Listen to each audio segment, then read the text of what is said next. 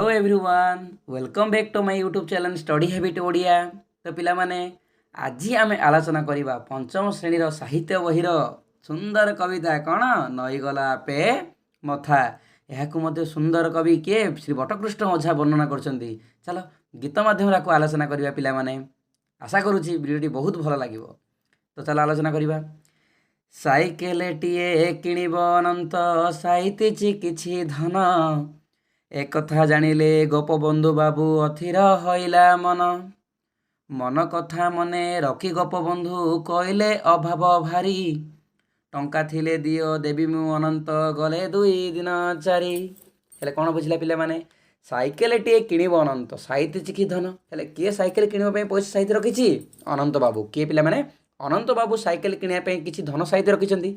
जेतेबेले गोपबंधु बाबू एक कथाटा को जानिले जे अनंत बाबू साइकेल पे पैसा सहित रखिंट मन अथिर है कार गोपबंधु बाबूंर। अरे देख साइकेल किए किणव अनंत बाबूंर किंतु गोपबंधु बाबू मन अथिर कौन पे है कारण किसी अच्छी ना। चल पढ़ी आलोचना करवा।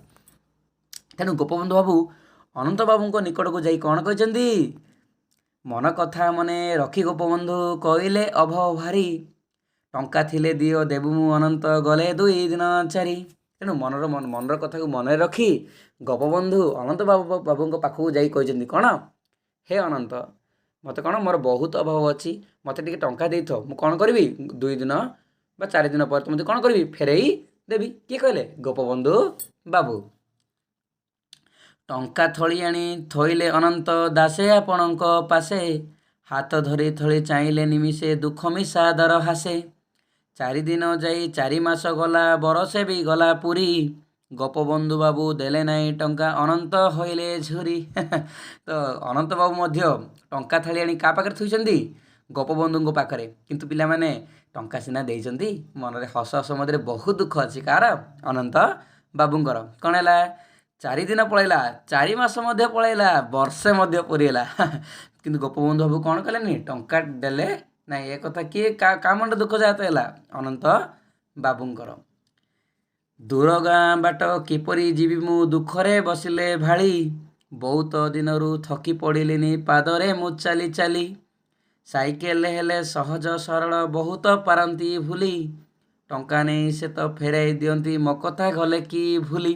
देख मजा बहुत मजा कविताटा कौन दूर गाँ बाट किपरि जीवी मु दुखरे बसिले भाड़ी। देख गोपबंधु कौन कहते हे अनंत मत टंका दे थो मु कौन करी 2 दिन 4 दिन पर फेरे देवी किंतु कौन है पिला माने 4 दिन पलैला 4 मास मध्य पलैला वर्षे मध्य पूरी गला देलेनी टंका। तेणु किए दुखरे बसी भाड़ी दुख अनुभव कर अनंत किए अनंत बहुत दिनरू थकी पड़िलेनी पादरे मु चाली चाली कौन होता साइकेल कौन होता सहज सरल बहुत जगह बुली पारि था किंतु टंका नहीं सी तो फेराई दियंती मो कथा गले कि भूली। अनंत बाबू भावुंट गोपबंधु बाबू तो टंका नहीं समस्त फेराई दियंती कौन मो कथा भूलीगले कि कार भावना आसला पिला माने अनंत बाबूंकर। भाभी भाभी दिन बेल काल उंडी कहले मनर कथा गोपबंधु बाबू हसिले अल्प तलकू नुआई मथा तुम टंका कथा अच्छी मोर मने देई नाई जानी जानी कथा जदि मोर रखिब अनंते एई क्षणे देवी आनी।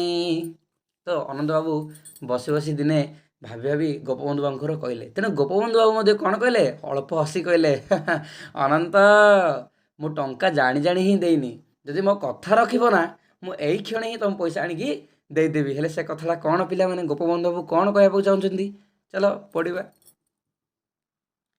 बरसा बड़ी रे घर घर बोली अपारंत बाट देई पादे चाली चाली भुकिला लोकुर खबर फेरुछ नहीं साइकेल हेले सड़क बाटरे सुविधा रे जीव चली अभाव केउंटी किपरि जानिब कहल मनर भाड़ी।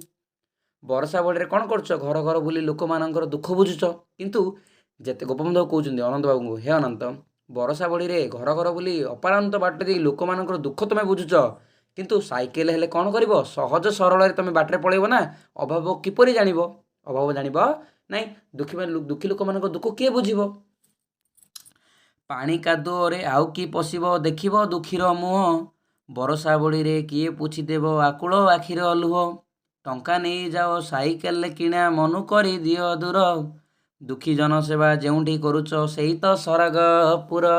ତେଣୁ ଆଉ ପାଣି କାଦୁଅରେ ପଶିବନି ଅନନ୍ତ। ଯେତେବେଳେ ତୁମ ପାଖରେ ସାଇକେଲ ପଳେଇ ଆସିବ ନା, ତୁମେ ଆଉ ପାଣି କାଦୁଅରେ ପଶିବନି କି ବର୍ଷା ବଡ଼ିରେ ଆଉ କିଏ ପୋଛିଦେବ କହିଲ? ଯେତେବେଳେ ତୁମ ସାଇକେଲ ଆଣିଲେ ସାଇକେଲ ବାଟରେ ପଳେଇବ ନା, କିଏ ଦୁଃଖୀମାନଙ୍କର ଲୁହ ପୋଛିଦେବ? ତେଣୁ ଟଙ୍କା ନେଇଯାଅ ଆଉ ସାଇକେଲ କିଣ ନାଇଁ, ଏଇଟା ମନରୁ ଦୂର କରିଦିଅ। ଆଉ ଗୋପବନ୍ଧୁ ବାବୁ ଅନନ୍ତ ବାବୁ କହୁଛନ୍ତି ପିଲାମାନେ, କ'ଣ କହୁଛନ୍ତି? ଆଉ ଟଙ୍କା ନେଇଯାଅ ସାଇକେଲ କିଣ ନାଇଁ, ଦୁଃଖୀମାନଙ୍କର ଜନସେବା ଯେଉଁଠି କରୁଛୁ ସେଇଟା ହିଁ ସ୍ୱର୍ଗ ପୁର। ଏକଥା କିଏ ବୁଝେଇଲେ? ଗୋପବନ୍ଧୁ ବାବୁ ବୁଝେଇଲେ। କାହାକୁ ପିଲାମାନେ? ଅନନ୍ତ ବାବୁଙ୍କୁ। ମଣିମୁକୁତାର ଝଲକରୁ ବଳି ଶୁଖିଲା ଅଧୁର ହସ, ସେ ହସରୁ ଝରେ ସରଗା ସୁଷମା ଦେବତା ହୁଅନ୍ତି ବସ। ସରମରେ ସଡ଼ି ବୁଝିଲେ ଅନନ୍ତ ତାଙ୍କ ମରମର କଥା, ଦାସେ ଆପଣଙ୍କ ଚରଣ ଯୁଗଳେ ନଈଗଲା ଆପେ ମଥା।